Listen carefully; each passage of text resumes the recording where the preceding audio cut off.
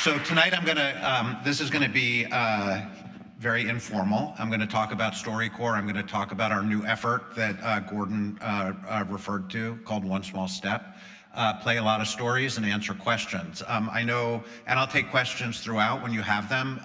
This is being recorded for internal reasons by the university, so there'll be folks on either side with a microphone, so if you have a question, just flag them down. So before I start, so who here has heard StoryCorps, knows what StoryCorps is? Okay, and who here has recorded an interview? Few people, okay, and who has never heard StoryCorps and is not sure why they're here? And I know Dr. Montgomery's one of them. I love having people who don't know about StoryCorps. That's my favorite thing. So Gordon kind of hinted at what StoryCorps is. StoryCorps started 18 years ago in New York City. It's a very simple idea. I was a radio documentary producer for public radio for decades before starting StoryCorps.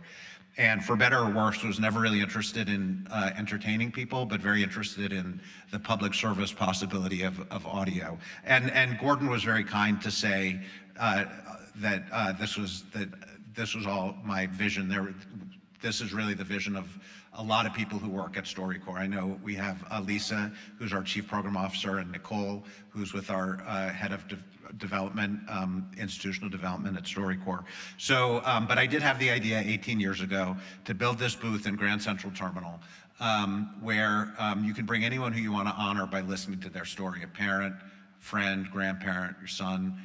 You come to this booth, go inside, the door shuts, you're in this kind of sacred space, the lights are low, and for 40 minutes you listen and you ask questions. There's a facilitator who works for StoryCorps in the corner.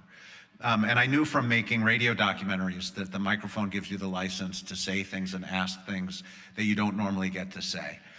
So from the very beginning of StoryCorps, people thought of this as, if I had 40 minutes left to live, what would I say to this person who means so much to me?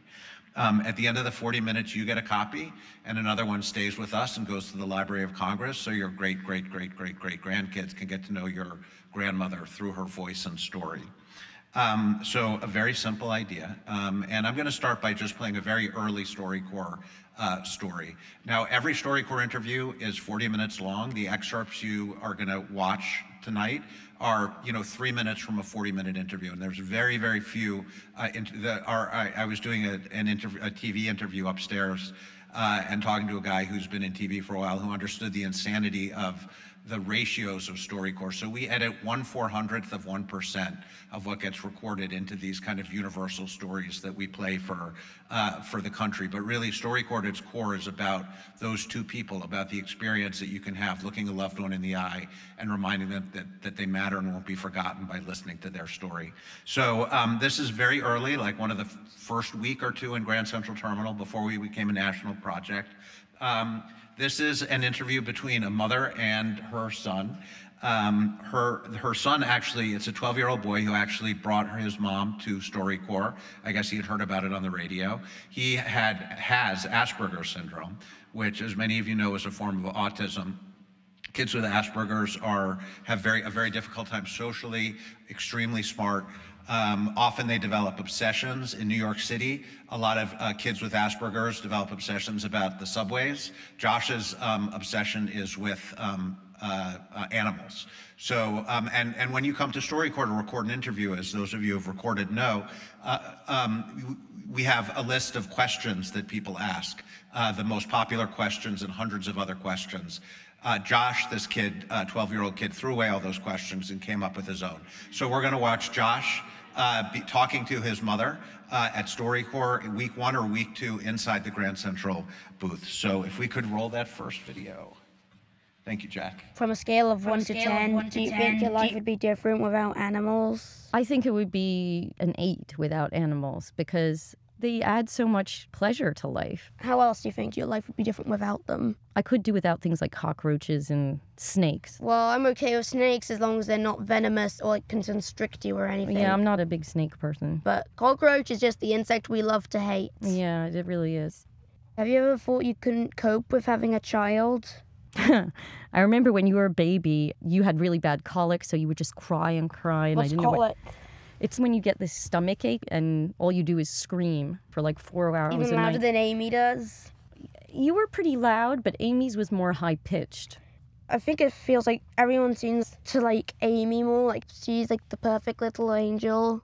Well, I can understand why you think that people like Amy more, and I'm not saying it's because of your Asperger's syndrome, but being friendly comes easily to Amy, whereas I think for you it's more difficult. But the Yeah, people who like- take the time to get to know you love you so much. Like Ben or Eric or Carlos. Yeah, and Like I have better quality friends but less quantity.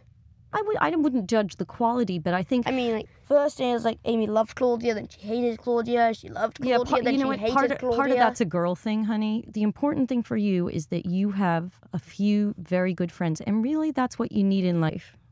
Did I turn out to be the son you wanted when I was born? Like, did I meet your expectations? And You've exceeded my expectations, sweetie, because, sure, you have these fantasies of what your child's going to be like, but you have made me grow so much as a parent because you think... Well, I was the one who made you a parent. You were the one who made me a parent. That's a good point. But also because you think differently from, what they tell you in the parenting books. Yeah. I really had to learn to think out of the box with you. And it's made me much more creative as a parent and as a person. And I'll always thank you And for that that. helped when Amy was born. And that helped with Amy was born. But you are just so incredibly special to me. And I'm so lucky to have you as my son.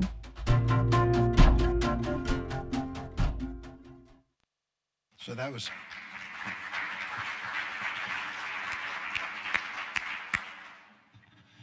Yeah, they're pretty great. I know that, Josh, like a lot of kids with Asperger's, got bullied at school. And they got hundreds and hundreds of letters when this first broadcast on NPR. And Sarah, his mom, put them together in a book. And when he'd come home from school after a rough day, they'd go through the letters and read them out loud to remind him what a great kid he is and was. So StoryCorps started in Grand Central, and actually, one of the kind of quiet facts about StoryCorps was that at first, nobody came to the booth. They had no idea what we were doing. We had one woman in New York, I think the number is 180, 190 times. She came to the booth 190 times. It was always empty. She would grab people off the subways and interview them. So a couple of super fans, and then otherwise empty slots. But when we started broadcasting on public radio, it became extremely popular. We went national. We have these Airstream trailers, as Gordon said, that travel around the country. And now we can have thousands of people on a waiting list within 2 seconds of opening up reservations. And I'm gonna play another interview that's from years later. This is from an Airstream trailer. It's just another lovely parent and child interview. It takes place in, well, let's show that slide. It's Albert and Aiden Sykes, who recorded an interview together in Jackson, Mississippi. Aiden is, I think he's in, what grade is he in? He's in 4th grade. And this is just a StoryCorps interaction. So let's watch Albert and Aiden in a mobile booth in Alabama. Do you remember what was going through your head when you first saw me? I remember when the doctor pulled you out, the first thing I thought was that he was being too rough with you.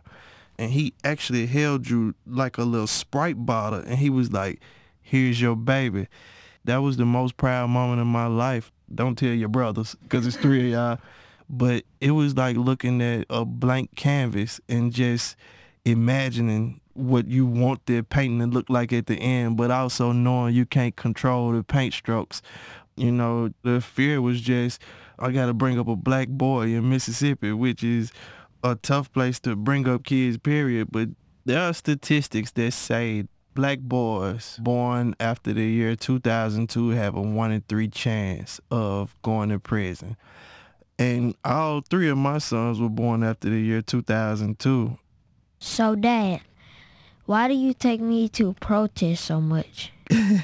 I think I take you for a bunch of reasons. One is that I want you to see what it looks like when people come together, but also that you understand that it's not just about people that are familiar to you, but it's about everybody. Did you know the work that Martin Luther King was doing was for everybody and it wasn't just for black people? Yes, I understand that. Yeah. So that's how you got to think. If you decide that you want to be a cab driver, then you got to be the most impactful cab driver that you can possibly be.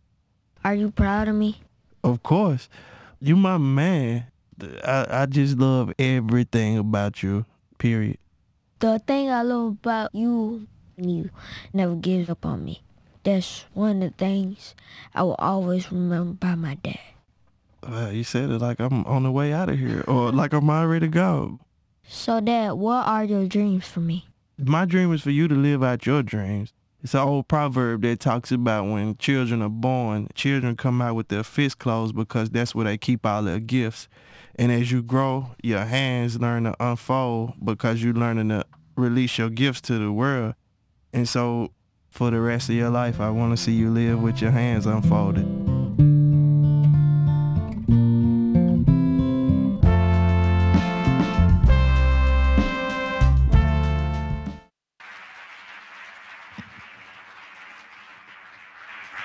I think because of the nature of what's talked about in the booths, in some ways we're collecting the wisdom of humanity. Gordon made a stab at how many we've recorded. We've actually recorded about 650, 700,000 people across the country, largest collection of human voices ever gathered. And I mean, obviously there's so many interesting things that can be learned from. These are all everyday people. They're all regular people. You know, the facilitators who travel around the country serve a year or two of duty with StoryCorps, bearing witness to these interviews.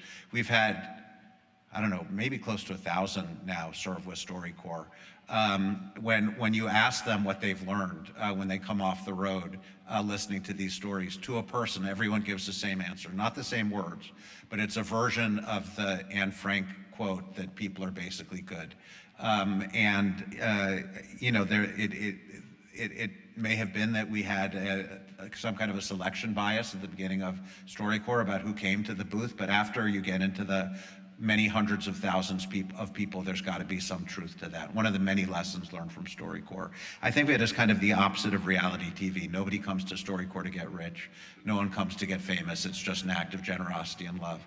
And you know, we're surrounded by so much, you know, BS that these stories and that act of looking a loved one in the eye, I hope, kind of shakes us on the shoulder and reminds us what's really important. I could play stories all night, and I am gonna play a couple more stories. Can you guys take a hard one? A difficult story? Yeah, okay, all right. So I'm gonna play a difficult story. I've been thinking, if you could, Jack, put up the slide. So I've been thinking, I think we've all been thinking about great political leadership in the last 5 weeks, watching Volodymyr Zelensky inspire the people of Ukraine and the world with his eloquence and bravery and selflessness. And it had me thinking about the importance of character in our political leaders, and thought that I'd play you a story from our archives about the assassination of Bobby Kennedy. This is a famous photograph taken seconds after Bobby Kennedy, RFK, was shot in a hotel in LA. You see a young man who was a hotel busboy cradling Senator Kennedy's head. That busboy was an undocumented Mexican immigrant named Juan Romero.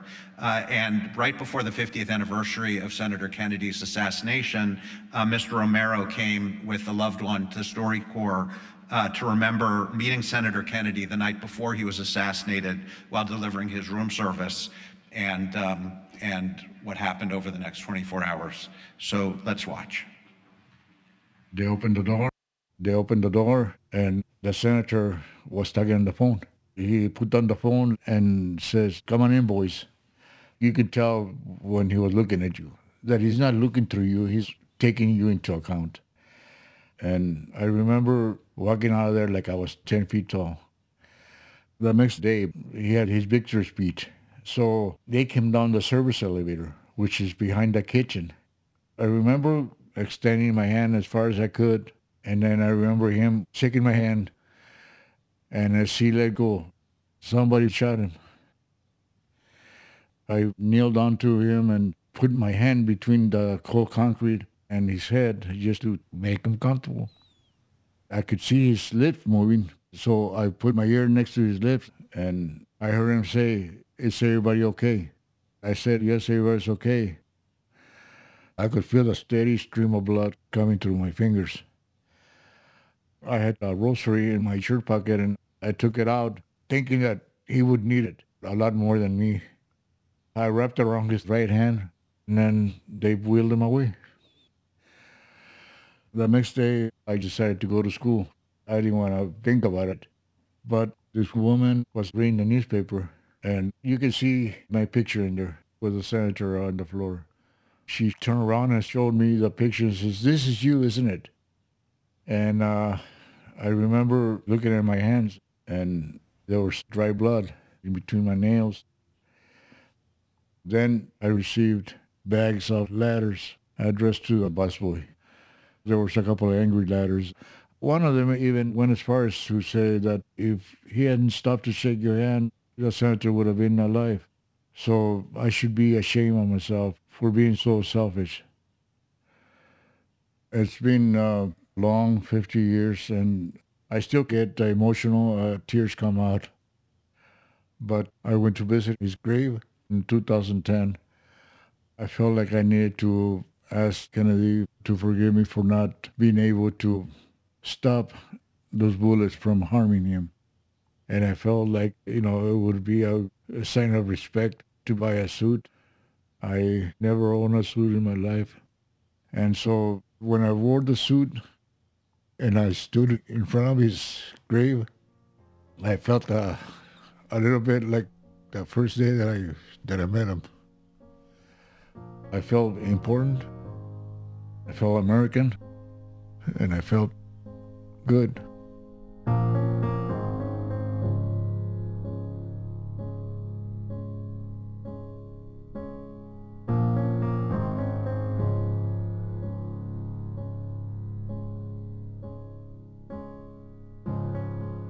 Story is, first of all, it's Studs Terkel, who some of you, decreasing numbers of people, know who Studs Terkel is when I give talks, unfortunately, but he was the great oral historian.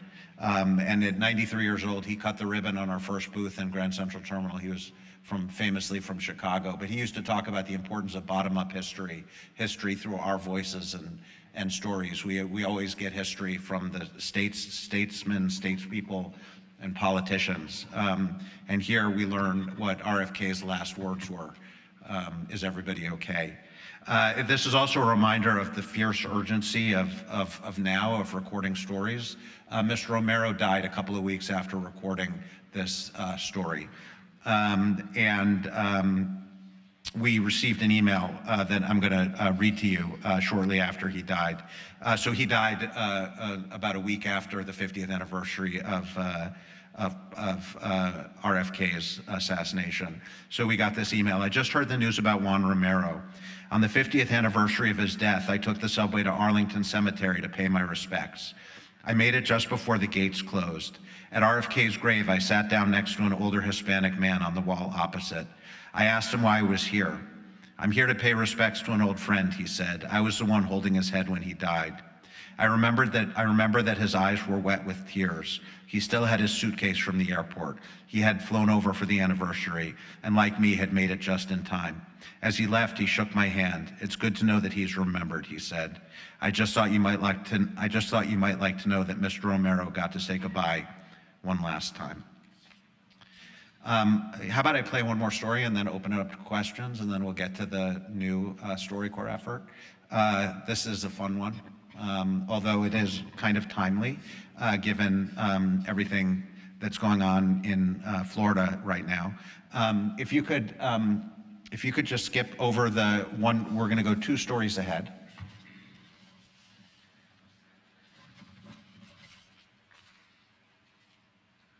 Okay, yeah, there we go. Thank you, Jack.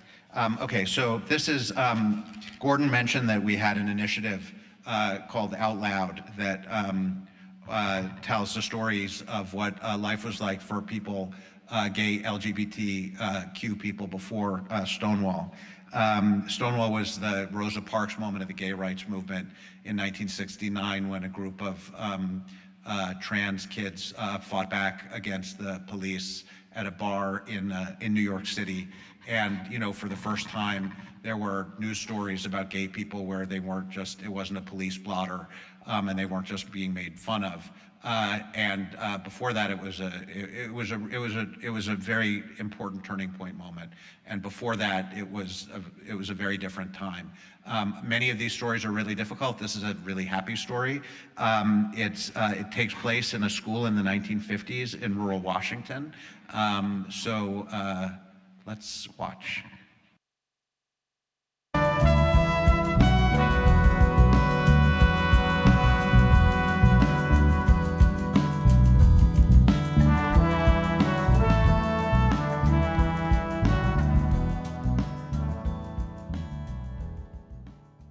I'm riding to school with my oldest brother, and on the way to school, I'm putting glitter all over my face. And my brother said, "What in the hell are you doing?" I said, "I'm putting on my costume." He said, "Well, I wouldn't be caught dead wearing that." So he dropped me off at the school, and he called my dad up, and he said, "Dad, I think you better get up there. This is not going to look good." So my dad drove up to the high school. And he had his farmer jeans on, and they had cow crap on him, and he had his clodhopper boots on. And when I saw him coming, I ducked around the hall and hid from him. And it wasn't because of what I was wearing. It was because of what he was wearing. So the assembly goes well, and I climb in the car, and I'm riding home with my father. And my father says to me, "I was walking down the hall this morning and I saw a kid that looked a lot like you ducking around the hall to avoid his dad, but I know it wasn't you because you would never do that to your dad." And I squirmed in my seat, and I finally busted out and I said, "Well, Dad, did you have to wear your cow crap jeans to my assembly?" And he said, "Look, everybody knows I'm a dairy farmer. This is who I am." And he looked me square in the eye. And then he said, "Now, how about you? When you're a full-grown man, who are you going to go out with at night?" And I said, "I don't know." And he said, "I think you do know, and it's not going to be that McLaughlin girl that's been making goo-goo eyes at you, but you won't even pick up the damn telephone. And I'm going to tell you something today, and you might not know what to think of it now, but you're going to remember when you're an adult, don't sneak. Because if you sneak like you did today, it means you think you're doing the wrong thing. And if you run around and spending your whole life thinking that you're doing the wrong thing, then you'll ruin your immortal soul." And out of all the things a father in 1959 could have told his gay son, my father tells me to be proud of myself and not sneak. My reaction at the time was to get out in the hayfield and pretend like I was as much of a man as I could be. And I remember flipping 50-pound bales 3 feet up into the air going, "I'm not a queer. What's he talking about?" But he knew where I was headed. And he knew that making me feel bad about it anyway was the wrong thing to do. I had the patron saint of dads for sissies. And no, I didn't know it at the time, but I know it now.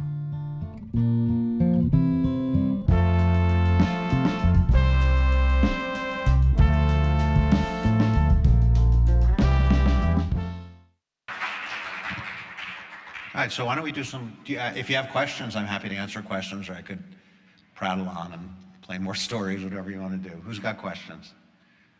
You know what, I'm just going to stand here quietly until someone asks a question. Yeah.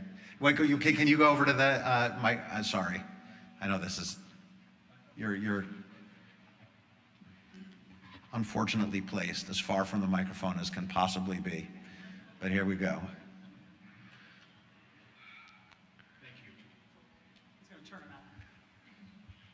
We good? All right, thank you. Where do we go from here with this? With StoryCorps? Yes. Well, hold that question, because that's the next thing that I'm going to be talking about. But you know, the dream for StoryCorps overall is that you know, I think that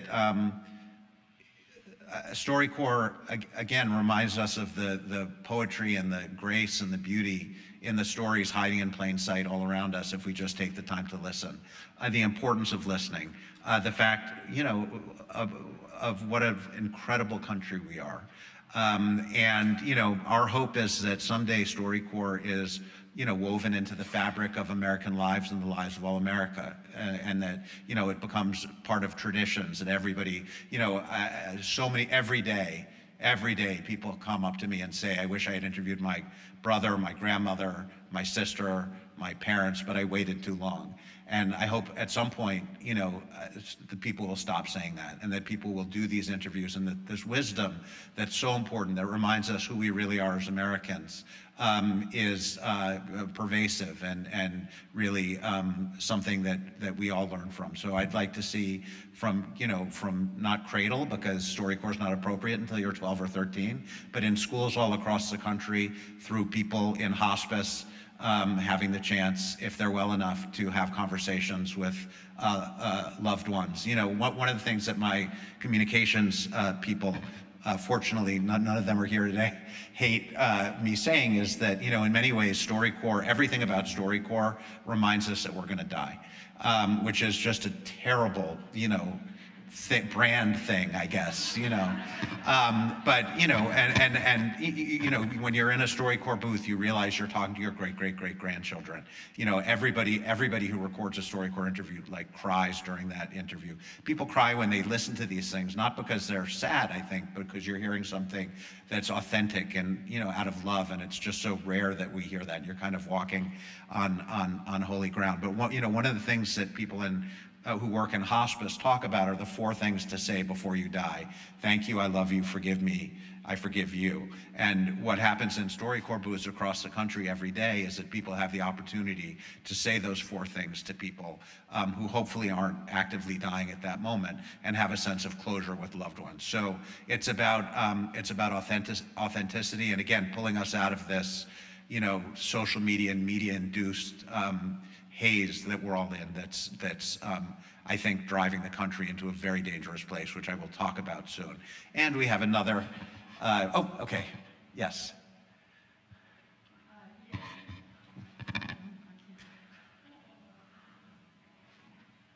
Have you, maybe you can't know because of the numbers of recordings, but has anyone ever left there angry and defensive and refusing to participate? Yeah. So that's a good question, and it kind of belies, my answer will seem untrue. When we started StoryCorps, again, it's this experiment in human connection, and I lost many nights worrying about kind of Jerry Springer moments happening in the booth, people pulling out guns and killing each other. And I mean, it's 650 and maybe 700,000 participants now. We've never seen that happen. And again, I think that speaks to the, well, there's a couple things. It's the goodness of who we really are. People will bring someone who they, you only get one shot. So you're going to bring someone who you really care about. But we just don't see that happening in the booth. And I think part of it is just that people are aware that they're speaking to future generations. And this becomes even more dramatic when I talk about what's happening at StoryCorps right now, which I'll do in a couple minutes. But let's do a few more questions. Are we on? Oh, here we go. Do you have kindred projects in other countries? Are you looking to make this a global movement as well, because it's so valuable?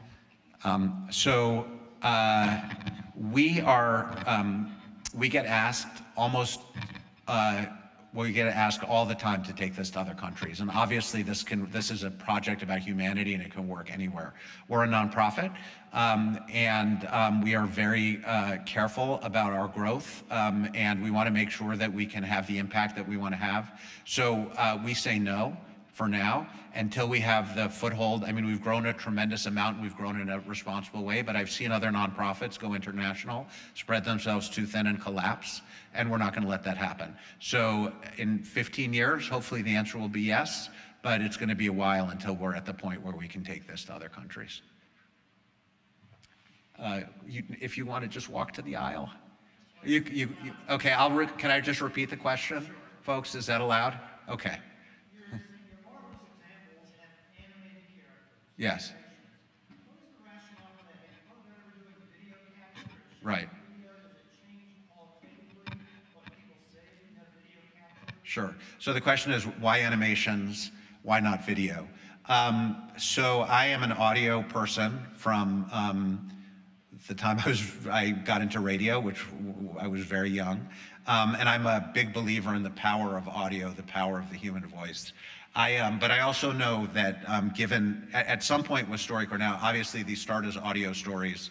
As I said, 1/400th of 1% get edited. There's access to the experience, which is the 650,000 people who've recorded, and then the stories. And when I started StoryCorps, I didn't know if we'd have stories coming out of the booth. And I thought that if we did, there was a finite number of conversations that a grandparent and a grandkid could have, and eventually it would start to repeat. So there was very little influence on the storytelling piece of it, even though that's my core competency, was my core competency as a documentary maker.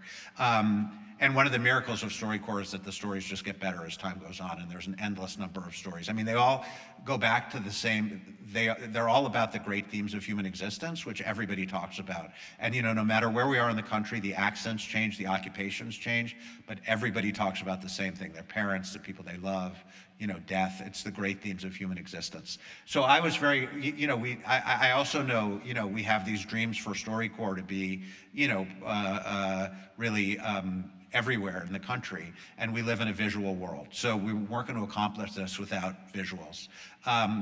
We experimented a little bit with live action, and so my bar was that it had to be, if we added visuals, it had to be better than the audio.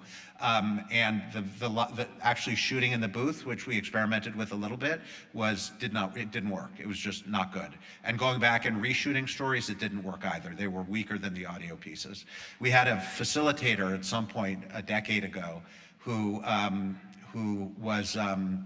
came into my office, and this was a time when you still had DVD players on your computers. And he said, I'm a facilitator during the day, but I'm an animator at night. And my brother is a swim teacher at the Y. Where's Jonathan? But at night, he's also an animator. And we tried animating a StoryCorps story, and I tried to throw him out of the office, but before I could, he slammed the DVD into my computer and hit play.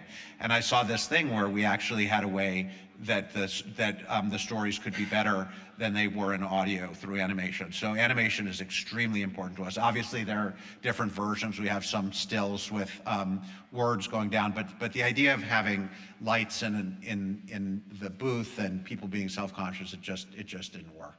And we've tried it a little bit, but it doesn't work. So we'll experiment with anything, and we will say no when the answer is no. So thanks for the great question. Yeah. Okay, another question or two, and then we'll get on. Yes. How do you search, if I want to go and listen to any of these stories that are at the Library of Congress, how are they cataloged, and how would I go about listening to them? Okay, great question. So there's a lot of stories, many millions of minutes of stories. So it's kind of a long answer. First of all, I'll say that, we are a public service in every possible way.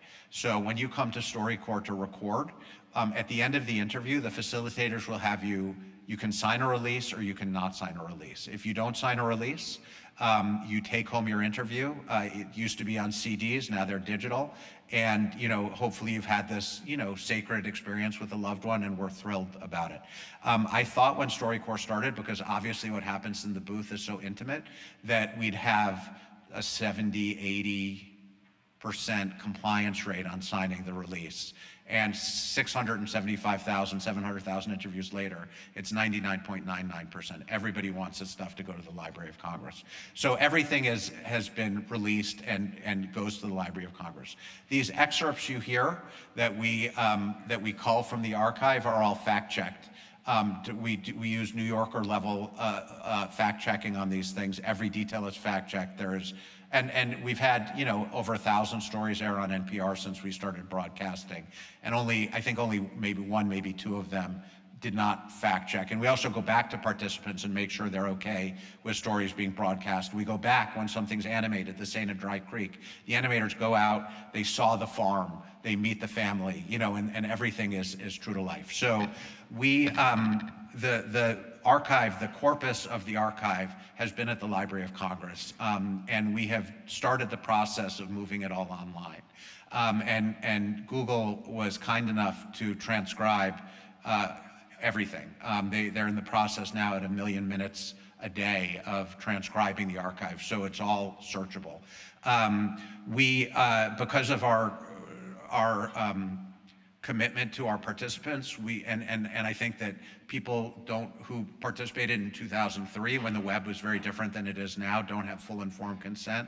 We're going through the torturous process of checking with everybody who participated and getting their permission to put it on the web. So I don't know how many are up now. It's tens of thousands, but those are all now, you know, transcribed, searchable, and you can listen to them. Now, you know, StoryCorps it's interesting. Everybody sees something different in it. For me, it's the cross-generational piece. It's the fact that, you know, I recorded my dad, and he died, you know, a few years later, and that night I played that interview for myself for the first time, and knew, I'm an old dad, that my kids were going to get to meet my dad through this tape. So that's the important part for me, but being able to search the archive is now possible, and more of these interviews will come online as we track down and get the okays from people who've recorded them. And again, all transcribed by Google, and they're just a plug for their transcription. It's gotten very good. It's like 95% accuracy, something like that. And eventually we'll have families go in and correct the transcripts. So thank you for a great question. Okay, let me, if it's okay with you, just keep talking. You guys okay with that? Okay, all right. So I got a question about what's next for StoryCorps, and we are, I personally am obsessed with the effort that we're engaged in right now, which is a very different thing for StoryCorps, and the reason I think that we were invited here tonight, because it relates to WeTalk. And I also want to thank Fetzer, who's been a huge supporter of StoryCorps and One Small Step over the years, and helped us become, you know, what we've become. So it's kind of corny to say, but we're a nonprofit in the human connection business. And 6 years ago, I and some other people at StoryCorps started becoming extremely concerned about the great rift in connection in the country across the political divides. Not the idea of arguing with each other, which is healthy, but the fact that we were starting to hate each other. It's called affective polarization, toxic polarization, and the numbers are obviously going through the roof in this sort of divide that we see in the country today. You guys have seen some of the statistics. It's around 20% of the country, Democrats and Republicans now, say that if people on the other side of the aisle were to die, that would be a good thing for the country. We came to believe, and believe more strongly now, that a democracy can't survive in a swamp of mutual contempt. Again, this is not about disagreeing, which is healthy. It's about hating one another, and we know where that leads. We see it. We see what Vladimir Putin is trying to do. We know it from the Holocaust, when Hitler referred to Jews and other people as Untermenschen, less than human. It's slavery, it's Rwanda. We are moving in that direction in this country now. And we at StoryCorps are deeply concerned about this. And our Hippocratic oath is to do no harm to participants. So for the last 5 years, we've been carefully, under Lisa Gale's, Dr. Lisa Gale's, who's our Chief Program Officer, direction, have been creating a new kind of StoryCorps interview. Every one of those 650,000 interviews that have happened in the archive, what we call signature interviews, have been between people who know and love each other. And we have experimented we spent many years experimenting, putting strangers together for the first time across the political divides to have a StoryCorps conversation, not to talk about politics, but just to get to know each other as human beings under the premise that it's hard to hate up close. And I'm just going to play a video that is not a One Small Step video, but speaks to the spirit of it, and was kind of an inspirational piece for us as we were developing the methodology. This is, if you go, yeah, this is the one. So this guy on the left is named Joseph Weidnecht. He was, when he recorded this, an unemployed sheet metal worker. And this is Amina Amdeen, who was at University of Texas. This takes place in Austin. There was an anti-Trump rally that Amina Amdeen was at, and Joseph Weidnecht showed up in his Make America Great Again hat to the rally. And they met for the first time there and then came back to talk about that experience of meeting. So let's hear what happened. I noticed you with the hat. And I noticed that you were surrounded by some people, and I noticed that they were being kind of threatening, and then somebody snatched your hat off your head. And that's the point where something kind of snapped inside me, because I wear a Muslim hijab, and I've been in situations where people have tried to snatch it off my head. Wow.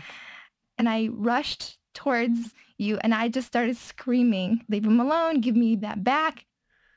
I don't think we could be any further apart as people, and yet it was just kind of like this common, that's not okay moment. You are genuinely the only Muslim person I know. It's not that I've actively avoided, it's just, I've just never been in the position where I can interact for an extended period of time. So I guess my views on the Muslim community have been influenced by a lot of the news articles and things of that nature. I feel like a lot of times in the media, you don't see the normal Muslim, the one that listens to classic rock like I do. You don't meet that Muslim. Can you tell me about where you grew up? What was that part of your life like? So I was born in Baghdad, in Iraq. I moved to the U.S. when I was 10 years old. Okay. Being a Muslim girl, I stood out in almost every single way that you can in middle school, the worst time to stand out. What about you? How was it like when you grew up? I was homeschooled, so it was a vastly different experience socially. I didn't have, I guess, as many friends as most people would. I only went to public school 1 year of my life, and I got in 3 fights, and I lost all of them. I actually lost a lot of friends because of this election, because of my political stance. So I hope that I can be the reason that someone decides to talk to someone as opposed to just cutting them out of their life or blocking them on Twitter, I'd like for this to encourage other people to engage in more conversations with people that you don't agree with. That's what it's all about. I'm so glad I wasn't the only one who felt like that.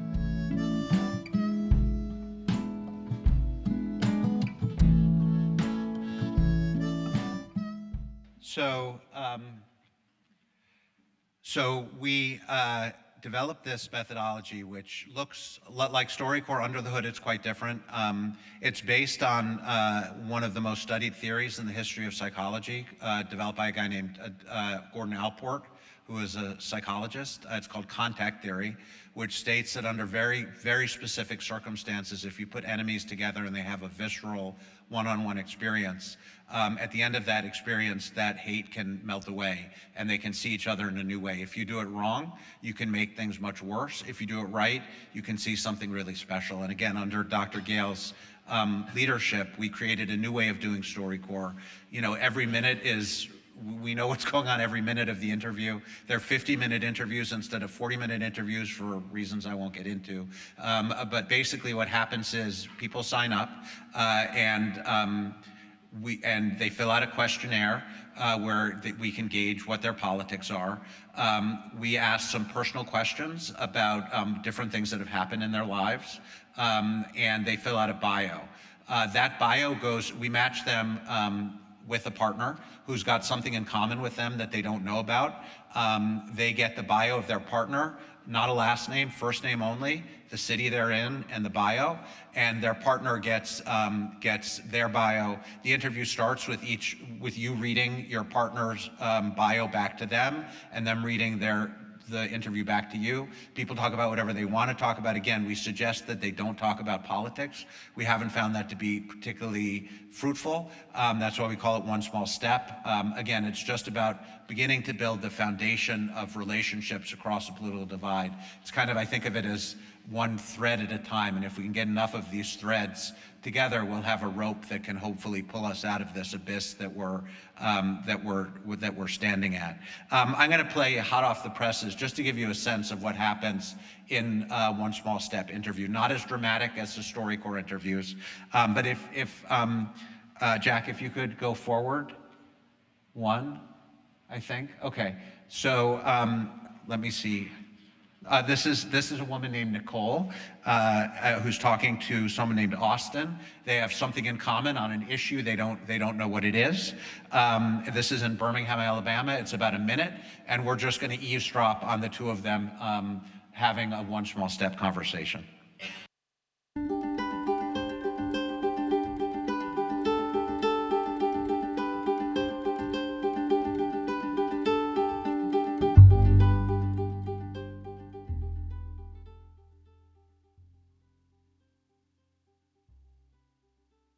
My wife and I, for years, led youth group in our church. So every year we would participate in the March for Life. And somehow, because I would be outward with this idea that I'd like to see a world where abortion is no longer an option, because of that one stance, I'm now like somehow this radical evangelical avid Trump supporter. I see. And it's like the thing that drives my belief there is also the same thing that drives my belief that we should take care of the abandoned refugee at the border, that we should take care of the poor and sick in our own neighborhoods. But like that's not the public persona of what somebody who goes to DC to march for that is. That's actually exactly why I wanted to do this. And I will fully admit in this conversation to having had that bias before, right? And it's also worth mentioning, full disclosure, please don't run out of the room. I work for Planned Parenthood. And no, I can't talk to you anymore. Well, we have a policy against that. So that gets my blood going a little bit. None of us are simple enough to be just thrown in a bucket. Like we're all too darn complicated for that. And I think we can all do a better job of realizing the nuance in people there. Nuance I want on a bumper sticker. I think that and the end result of having these conversations and storytelling needs to be that. Yep. Because people are so many things. You know, going to the March for Life is a part of your identity, but it's not the whole thing, right? Like there is more to you than that. You are a father, totally. You are a husband, you are all these things. And I think if we can remember that when we have those conversations with each other, I think we'll get somewhere.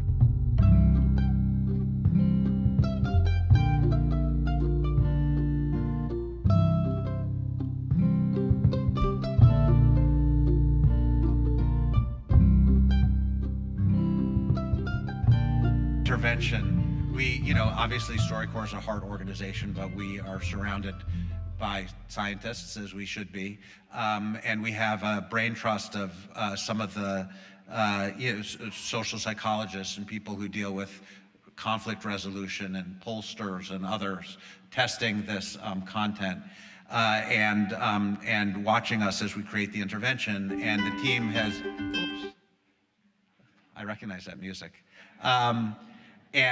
This intervention is powerful in a way that I never could have imagined. After 5 years of testing, we launched in April. We have a 10,000 person waiting list now to participate in One Small Step. We're focusing on 4 cities now. And the dream is that we convince the country that it's our patriotic duty to see the humanity in people with whom we disagree. We call it One Small Step because it is just one small step. I think that it may be a precursor to something like WeTalk. Again, developing a little bit of a social bond between people before they get into harder stuff like politics. And we know that it's a moonshot. There's a multi-billion-dollar, $100 billion probably hate industrial complex of media and social media out there where people are making money getting us to hate each other. But we are taking a shot at it because our country's worth it. and excited and completely focused on seeing if we can make this take hold. Two sides to this. One is this intervention that we've created, and we're trying to give as many people as humanly possible the opportunity to do this, and Lisa is scaling up incredibly quickly to try and meet the demand. And the other is a public health campaign that we've started launching in a little way, and we're going to launch in a much bigger way. You know, one of the issues that in the country is something called perceptual polarization. We think we're much more different than we are. We think it's impossible to talk to people who are different than us. And that's really low-hanging fruit, because those are both completely incorrect. So by getting these stories out and by a very targeted advertising campaign, we are trying to get people to recognize that if we spent less time screaming at each other and hating each other and more time listening to each other, that we would be a stronger country. Now, the good news is that one of our people in our brain trust runs an organization called More in Common, which Fetzer probably funds, which is they came up with what they do a lot of polling, and came up with the term you may have heard, the exhausted majority. And depending on how you cut the numbers, it's somewhere between 85 and 93%. But 85% to 93% of the country hate this polarization, are scared, and are looking for a way out. So we're hearing the people on the fringes, but there is a vast majority of the country who knows the truth, that truth that, you know, that we are basically good, that we share so much more in common that divides us, and that it's extremely dangerous what's happening in the country right now. Another one of our advisors, Peter Coleman, has done a lot of writing about something called ripeness theory, which talks about what happens when you have a country that is stuck in affective and toxic polarization, which is, again, where we're getting to. We're not quite there yet, but things move slowly, and then they move very quickly. And what we know happens in a country that's gripped by toxic polarization is political gridlock, which obviously we're seeing. Violence, which also starts slowly and then proceeds very quickly, and mental health problems. Obviously, it's causes enormous despair when you think that your neighbors are more dangerous than our traditional international adversaries, which now 50% of the country believes that our people on the opposite side of the political divide pose a greater threat to America than the Russians or the Chinese. So we are going to fight this fight hard. We would love everybody to help spread the word. Hopefully we'll be able to do some work in Kalamazoo. I am out of time, so I'm not going to take any questions. I do want to give a final thought, this goes back to Gordon, and I really appreciate you guys letting me come in and play a bunch of mostly depressing stories for you. It was fun for me, at least. We created this Military Voices initiative in honor of the story with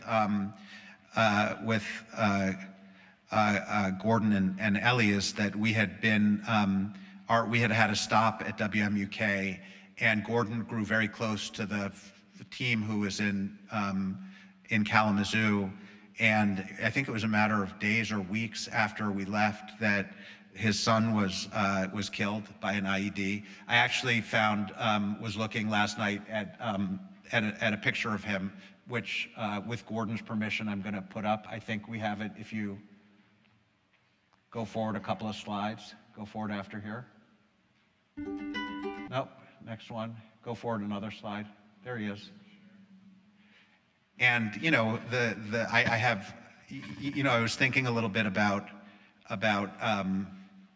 you know, one small step, and you know, I have no idea what Matthew's politics were, but you know, who gives a shit? You know, when it comes down to it, who gives a shit? What are we doing? What are we doing in this country? Think about that. I mean, look at this beautiful kid. So we created the Military Voices Initiative in honor of Matthew. And this was for post 9/11 vets to come and tell their story. And I just want to tell, I'm not going to play any stories, but I do want to tell a story. One of the people who came and participated was a guy named Scott Skiles, who came with his son Zach. And Zach also, Matthew served 2 tours of duty in Iraq, I think. And Zach served 3. And he came back with very, very severe PTSD. He ended up homeless, and they came to StoryCorps, Scott and Zach, and talked about what he had seen in Iraq for the first time. And Zach was already on the road to recovery. He was in a program. He's now in a PhD program. He may have finished that PhD program, so he's fine.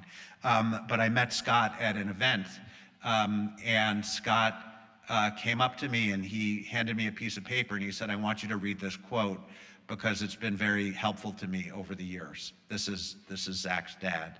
And I opened it up, and it was a quote from a theologian who I'd never heard of, although I'm sure the folks at Fetzer are well aware of Frederick Buechner. And it was just one line that Scott handed to me, but it stuck with me ever since. And it said, "Here is the world. Beautiful and terrible things will happen. Don't be afraid." And that stuck with me as well over the years. So I want to thank Matthew for his inspiration, for the Military Voices Initiative, and for his service to this country. And I want to encourage everyone here, no matter how it's a very dystopian time, no matter how bad things get, we can't give up hope and we can't be afraid. I'm going to play one last story just to leave you with a story of hope, and then say goodnight, and with apologies for keeping you 5 minutes later than you were supposed to be kept. So if we could go back one story, Jack. Let's watch.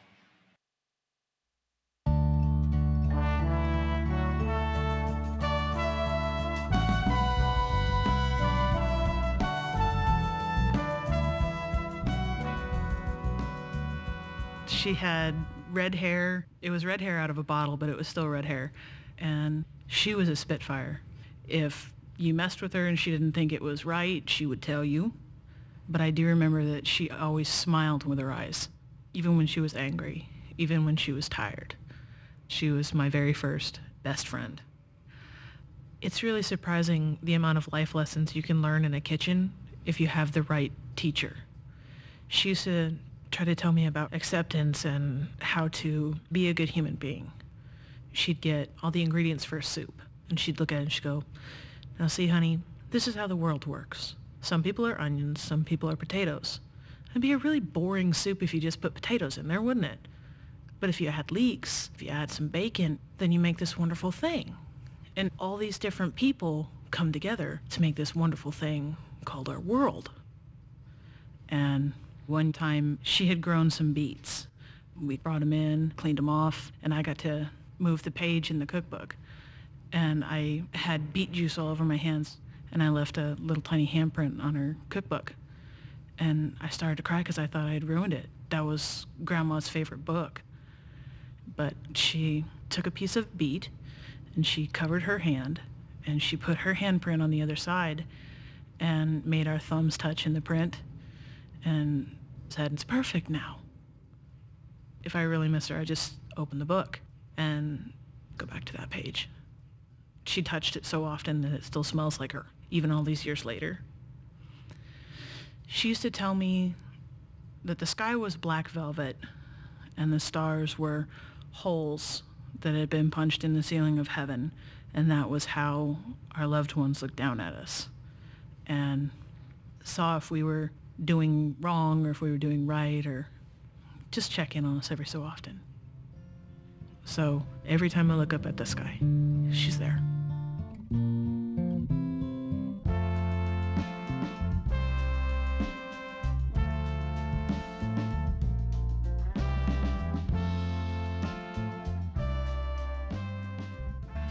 So stay in your seats, everybody. Someone else is coming up to say some final words, but thank you so much. Thanks for coming out tonight. I really appreciate it. Thank you.